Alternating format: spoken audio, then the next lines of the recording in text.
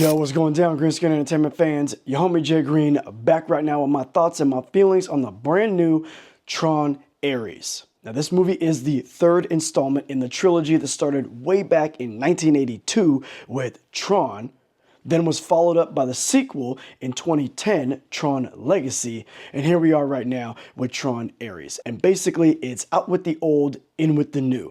They give us a little bit of backstory up front as to what happened to some of the original characters that were talked about in Tron and Tron Legacy, and now we see two new sisters that basically are running NCOM, and the new competition is Dillinger Systems, ran by Evan Peters' character, Julian Dillinger. Now, both these two companies are in a head-to-head race to figure out who can get AI into the real world first and who can make it stick. Think of it as back in the day when the US was racing with Russia to try to get to the moon first. And as you would imagine, the red and the black team is the bad guys, and they are about to do whatever they need to do in order to win.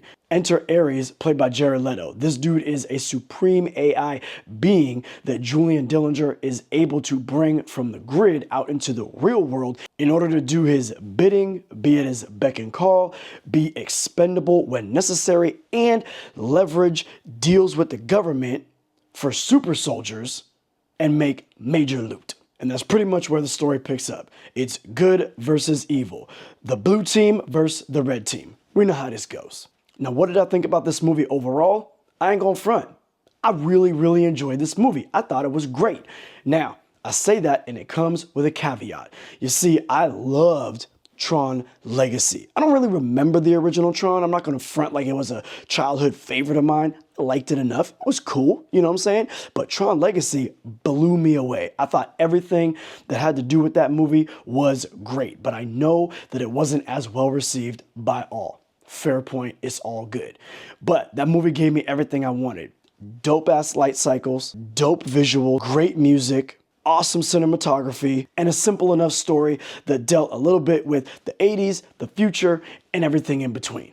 I loved it. This movie, on the other hand, was a bit of a mixed bag, even though I say I really enjoyed it up top. Now, what did this movie carry over from Tron Legacy, which I loved, that I thought was dope in this? I thought the visuals were on point. I thought the story was fun and engaging. I thought the action was fly and dope. Music was great. And I thought all that was pretty fun with well enough executed logic behind everything that was jumping off.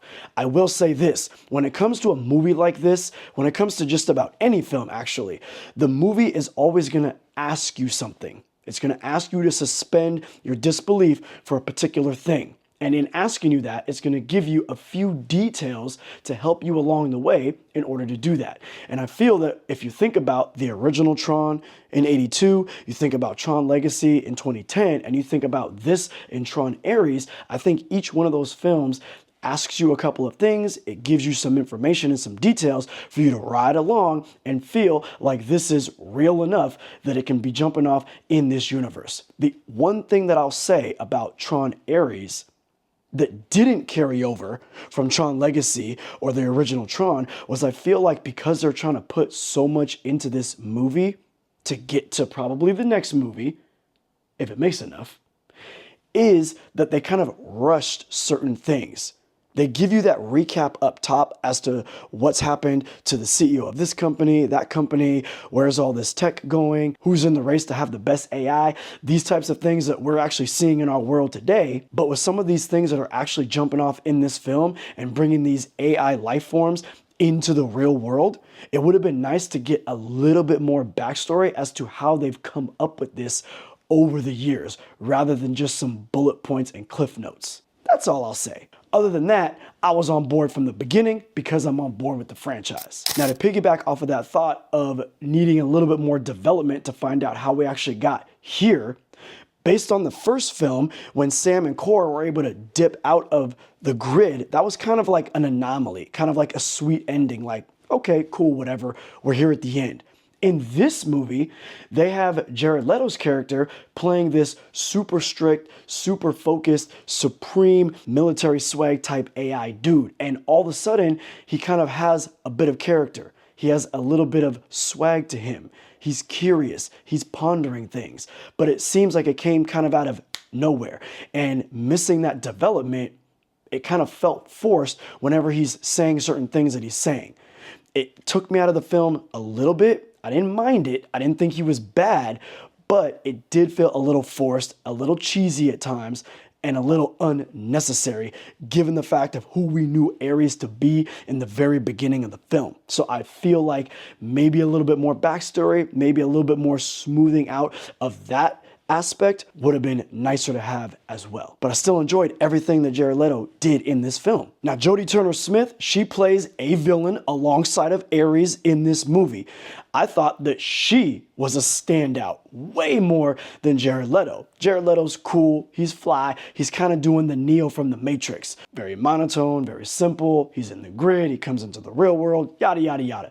But Jodie Turner-Smith, she has an opportunity in this movie to really shine and take the spotlight from Jared Leto, and I think that she does just that. She was sinister at times, she was focused at times, and she was threatening at times, and I felt her presence a lot more coming through. And when she had an opportunity to showcase real emotion as her AI self, if you will, it was more believable based on everything that had jumped off in the movie leading up to that point. So I felt like she actually had just a better opportunity and better material to work with in this film. And she was very engaging all the way to the end. So big ups on Jodie Turner-Smith and Jared Leto, but more so Jodie Turner-Smith. Now, Greta Lee is playing Eve Kim. She's one of the two sisters that is now running NCOM in this movie. And I thought she did great. From the emotional beats to the action beats, she was selling it all the way. Evan Peters, probably most known as Quicksilver, and Jeffrey Dahmer, he's bringing his A game in this film, even though he doesn't really have that much to do other than be kind of a little bit of a whiny brat. Kind of a combination Kylo Ren and Jesse Eisenberg Lex Luthor, but not nearly as annoying. But there is a moment in the movie where he realizes that he's made a fatal mistake, and the way he plays that scene felt very realistic, felt very grounded, and I was happy to see that it played out in that way, given the way that they built his character throughout the film. So between being introduced to all brand new characters, finally seeing programs come from the grid into the real world, building out these two major corporations that are in a race to develop real tangible AI in the real world, speak very superficially on the positive aspects of AI versus showing us some cautionary tales of the negative aspects of AI, and giving us some fly action sequences in the grid as well as in the real world, not to mention a fly-ass score and soundtrack from 9 Inch Nails.